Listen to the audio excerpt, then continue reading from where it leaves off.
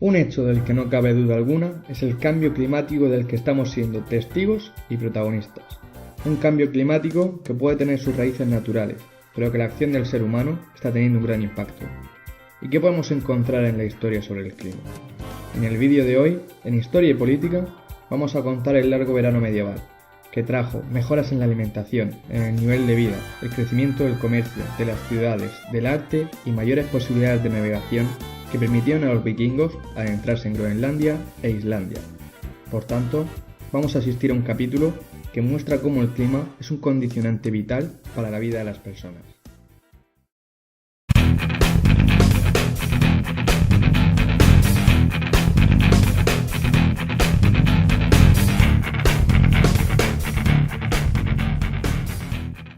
Antes de dirigirnos al periodo medieval, hay que indicar que a lo largo de la historia de la Tierra se han sucedido diferentes etapas glaciares y de altas lluvias, y nosotros nos vamos a remontar a la glaciación Burke, que se produjo hace entre 80.000 y 8.000 años, y en la que Europa fue testigo de la aparición del hombre de Neandertal y al Homo sapiens. Una vez finalizada la glaciación Burke, comenzaría el Holoceno, periodo geológico actual y que vamos a dividir en 5 etapas. Periodo boreal y atlántico, hace entre 10.000 y 6.000 años, cuando comienza un calentamiento que provoca una subida de las temperaturas y del nivel del mar. Periodo subatlántico, su etapa posterior, entre el 2300 y el 250 a.C., con un enfriamiento, conocido como el periodo frío de la Edad del Hierro.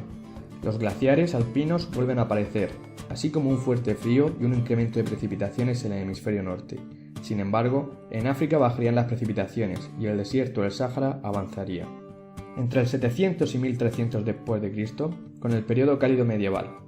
El casquete glaciar ártico se desplaza hacia el norte, facilitando una colonización de Islandia y Groenlandia por parte de los vikingos y una mejora en los cultivos. Entre 1300 y 1850 volvemos a asistir a una pequeña edad del hielo, con un descenso de 1,5 grado a 2 grados en comparación a la temperatura actual. Esta etapa sería de gran dureza para Europa, con importantes epidemias de peste y hambrunas, provocadas por las malas cosechas, entre otros motivos. Desde el siglo XIX hasta la actualidad, hay un cambio climático que estamos viviendo, donde el efecto humano desde la revolución industrial, con la emisión de gases invernaderos, está provocando un aumento de la temperatura. En el vídeo de Historia y Política, nos vamos a centrar en el periodo cálido medieval, término acuñado por Hubert Lang, historiador y climatólogo, para referirse al periodo de calentamiento que se produjo en el hemisferio norte entre los siglos VIII y XIV. El porqué de este cambio climático no está muy claro, pero se relaciona con la circulación atmosférica y su interacción con el mar, la intensidad de la radiación solar, que sería mayor, los cambios de inclinación del eje de la Tierra y la actividad volcánica. Este calentamiento provocó el desplazamiento hacia el norte del casquete glacial ártico, la fusión del hielo con su respectiva subida del nivel del mar de entre 60 y 80 centímetros, así como una disminución de los glaciares alpinos y un mayor terreno de cultivo en las montañas. En la zona mediterránea, donde la mejoría de temperaturas se dio desde el siglo XII sobre todo, las sequías aumentaron, pero las cosechas de granos fueron buenas por la sucesión de veranos cálidos e inviernos menos fríos. Estas condiciones climáticas, propicias para la agricultura, mejoraron las condiciones de vida de la población e impulsaron exploraciones por el Atlántico Norte por parte de los vikingos. Para la población medieval, que era de base agraria, cualquier mejora del clima con respecto a las cosechas anuales suponía mejorar la calidad de vida. En este momento tendremos veranos largos con inviernos suaves, permitiendo un mejor cultivo de cereales, una ampliación de pastos que mejoraron a la ganadería y el desarrollo de la vid. Con esta mejora agraria, el nivel de vida de la población mejoró. Tanto es así que el número de habitantes entre los años 1000 y 1347 pasó de 35 a 80 millones en Europa, antes de ser atacada por la peste negra. Con este crecimiento de población, la demanda de tierras de cultivo creció. Se amplió el área cultivada, con la ocupación de suelos no propicios, por lo que apareció el arado de vertedera y la rotación trienal de cultivo, que consistía en que en un año se sembraba cereal, al siguiente avena y legumbres, que fijan el nitrógeno al suelo, y el tercer año se dejaba descansando en barbecho para que la tierra se recuperase. Todo esto permitió tener más alimento para las personas y animales, por lo que las ciudades crecieron rápidamente, viéndose en la construcción de grandes catedrales y sobre todo en el resurgimiento del comercio. Pero no todo fueron alegrías. También hubo importantes temporales que azotaron el Canal de la Mancha y el Mar del Norte, y que junto con la subida del mar provocaron importantes inundaciones en Países Bajos y Alemania.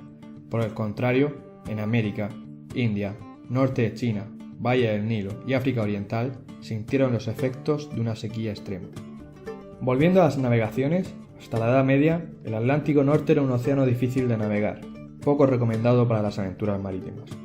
Solo la expansión del cristianismo fue el motor que provocó que monjes irlandeses en el siglo VI y VII se lanzasen a recorrerlo. Sin embargo, en el siglo IX, con unas condiciones climáticas más favorables, los vikingos, marinos extraordinarios, colonizaron algunas islas atlánticas. Entre el 860 y 870 llegaron a Islandia y en el 982 Eric el Rojo llegaría a Groenlandia, a quien nombró Greenland, la Tierra Verde, y se estableció en zonas del sur, donde el frío era menos fuerte. Años más tarde, sobre el 1000, navegaron hacia el oeste y llegarían a un territorio que llamarían Vinland, la Tierra del Vino, y es probable que fuera el norte de Terranova. Estos territorios, a partir del siglo XIII, se volvieron mucho más fríos, propiciando que el hielo avanzase por Groenlandia y el Atlántico Norte, dificultando la navegación. El siglo XIII siguió siendo bueno en Europa, pero ya se comenzaba a notar la transición hacia un clima más frío. Luego, en el siglo XIV, entraríamos en la pequeña edad de hielo, hasta el siglo XIX. El primer aviso de la entrada de la edad de hielo sería el frío invierno de 1309-1310 y las intensas lluvias de 1315, que se prolongaron durante meses. Esta persistencia del mal tiempo trajo a Europa una importante hambruna. Pensando que las malas condiciones climáticas eran un castigo divino, las personas salían en procesión por las calles en busca de la protección divina. Este cambio de clima provocó que los cereales que se cultivaban fuera para la comida, y no para la elaboración de cerveza. Los animales comenzaron a morir por el poco forraje que se disponía, conociendo este hecho como la mortandad de las bestias. En conclusión, se ha hecho un repaso de cómo el clima, tanto benigno como adverso, afecta directamente a la vida de las personas, y en este caso, el periodo cálido medieval provocó una mejoría agraria que se tradujo en una disminución de la mortandad, un resurgimiento del comercio, el crecimiento de las ciudades, una explosión constructiva de catedrales y aventuras marítimas como los asentamientos vikingos en Islandia y Groenlandia. Sin embargo, con la entrada de la pequeña edad de hielo, Europa se vería inmersa en siglos de mortandad por epidemias, hambrunas y guerras. Si te ha gustado el vídeo, no olvides suscribirte, darle a like y dejar un comentario. Muchas gracias.